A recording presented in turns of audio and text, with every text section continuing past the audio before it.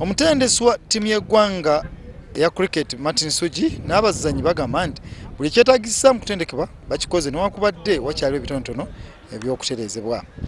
Uganda buli lwebadde ezannya ne Kenya wabaddewo ensi 5 era nga buli ttiimu ebadde esobola okuwangula ginnaayo mpaka ez'enjawulo, kyokka kino Uganda ekisalidde amagezi.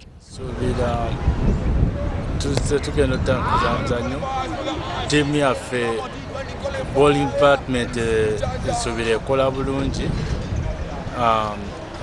n'okufieldinga tufieldinga bulungi, ekizibu we tuli tulina kutereza batting yaffe bulungi.